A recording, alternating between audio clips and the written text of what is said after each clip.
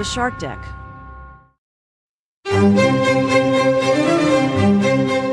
Hello and welcome to Palace Intrigue. I am your host, Mark Francis. British royals won't be the only royals in town on Saturday. Foreign royals who have confirmed their attendance at the coronation include Prince Albert II of Monaco and his wife, Princess Charlene, King Felipe VI and Queen Letizia of Spain, King Carl XVI, Gustav of Sweden, and King William Alexander and Queen Maxima of the Netherlands. Queen Margrethe II of Denmark will not be present due to a recent back surgery, but she will be represented by her son and daughter-in-law, Crown Prince Frederick and Crown Princess Mary. The King and Queen of Norway are also sending representatives in the form of Crown Prince Haakon and Crown Prince Mette-Marie, while Emperor Naruhito of Japan will send his brother Crown Prince Fumihito. If you find yourself at the coronation, you may wonder who you have to bow to, or curtsy, or whatever it is one does in royal circles. Even Meghan Markle, the Duchess of Sussex, was unclear what to do at first. Fortunately, Harper's Bazaar explained it all. According to the royal family's official website, there are no obligatory codes of behavior when meeting the sovereign or other royal family members. That said, the website passive-aggressively encourages you to observe the traditional forms. For men, this means a neck bow, or bowing the head only, while women traditionally curtsy. Others can also show respect by simply shaking hands. To greet the sovereign, the formal address is Your Majesty. To greet other members of the royal family, one would address them as Your Royal Highness, subsequently followed by either Sir or Ma'am. Harper's Bazaar writes, even royals bow and curtsy to the monarch. At public engagements, it's not uncommon to see royals greet each other with a bow or a curtsy. These greetings, however, often depend on a royal's rank. All royals are expected to bow or curtsy to the sovereign and his wife, King Charles and Queen Camilla, since he ascended to the throne. Prince William and Princess Kate have been seen formally greeting the monarch with a bow and curtsy on multiple occasions. Still, Charles and Camilla are not above greeting their family with a hug and a kiss on the cheek. The rules for bows and curtsies change when HRH titles are involved. This probably doesn't apply to you. Royal etiquette expert Micah Meyer told People, the general rule of thumb to remember is that a royal highness does not curtsy to another royal highness. For example, Charles recently gave the Duke of Edinburgh title to his younger brother Prince Edward, thus making Edward and his wife Sophie a Duke and Duchess. However, their higher-ranking titles won't change who they bow to or who bows to them, since their earlier titles of Earl and Countess of Wessex and Forfar already deemed them as royal highnesses. Got all that? There'll be a quiz after the break. We'll be right back.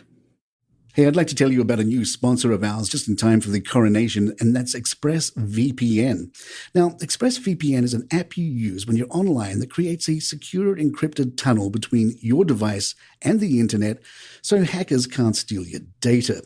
It's something you should always be using when you go online in public places like cafes, hotels, airports, basically anywhere that's not your network. But there's something else that's really cool about using a VPN. Have you ever tried to watch TV from a foreign country and it says, sorry, this content is only available to users within that country? Well, a VPN can give you access to almost every country in the world as if you were there. That means you can watch sporting events from around the world, local TV from another country, and here's the big thing, access to UK TV for the coronation. It's almost as good as being there.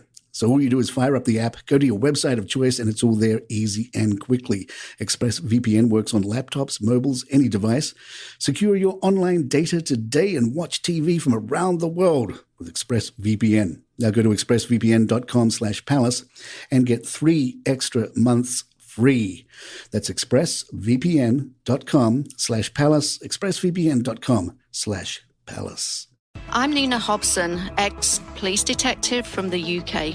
I've worked on every crime mentionable, from murder to kidnap to stalking to fraud. When I left the force, I launched my own investigations firm that soon became a global operation.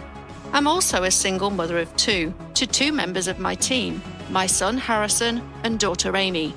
Every week, we'll be getting first-hand accounts from psychological experts, operatives, former criminals, actual victims of the crimes that we investigate, and of course, my very own flesh and blood. From Storic Media, you're listening to Codename Siren, a true crime podcast, available on YouTube and all major podcast platforms. King Charles will be crowned with the St. Edward's crown from the 17th century. The crown weighs nearly 5 pounds and it has a solid gold frame and 444 stones.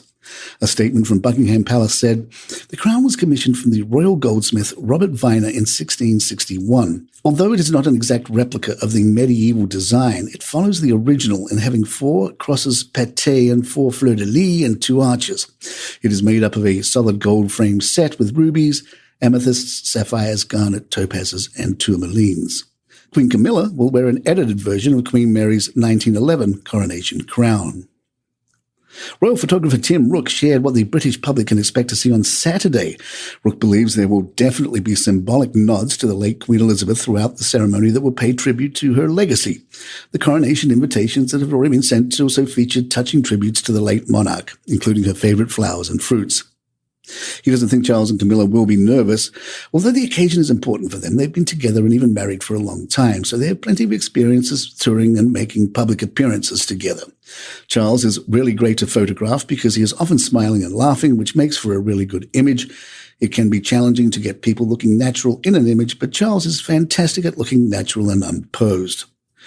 Rooke shared his ideal spot for a photo. "If I had the opportunity to choose, I'd love to have the spot right in front of Buckingham Palace balcony for that historic shot of them waving. Alternatively, there's a spot called the Crimea statue where you have the best view opposite Westminster Abbey. The photographers who are here will be the first to capture the King and Queen in all their regalia outside the Abbey, another truly iconic moment." There are plenty of souvenirs to go around if you're feeling a little loose in your wallet. The Washington Post points out that nothing yet has emerged to match the Queen's Jubilee Barbie, out of stock in 3 seconds last summer. But the official royal collection is sold out online of their English fine bone china coronation coffee mugs and tankards, as well as a coronation biscuit tin. Fortunately, dessert plates, tea towels, crystal glasses and socks were still available. The Post reports on the high end of items that have come and gone was a limited edition box from the famed Moorcroft pottery, decorated with delphinium. His Majesty King Charles III is an avid champion of the delphinium, and which had been priced at $1,832. A coronation teddy bear sold by department store John Lewis has been so popular that the company has limited sales to 2 per household, and some on eBay are selling the bear for $37, double the retail price. The more muted enthusiasm for Charles seems to be reflected in the design and sales of memorabilia. Items with the royal insignia tend to be preferred over souvenirs with his likeness.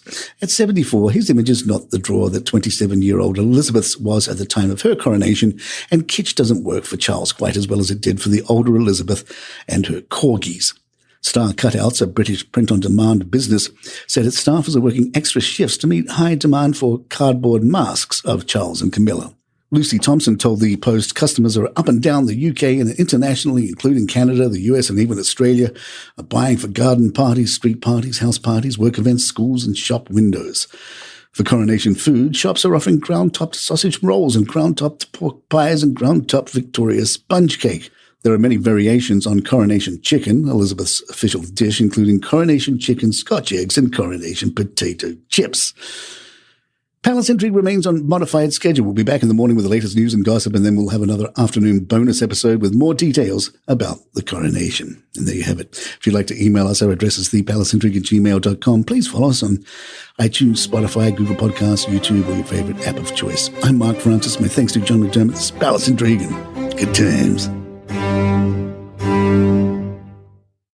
I'm Alyssa McKay, star of the new podcast, The Royals of Malibu. I play Ella, a sex worker just trying to survive when I get swept away to the wealth and the drama of Malibu. You know, you can like something without touching it. You've made the biggest mistake of your life, Ella Sinclair. You are a total psycho! Will Ella find a happily ever after ending? Or will these rich kids destroy her? Fall in love with The Royals of Malibu on Apple Podcasts, Spotify, and wherever you listen to podcasts.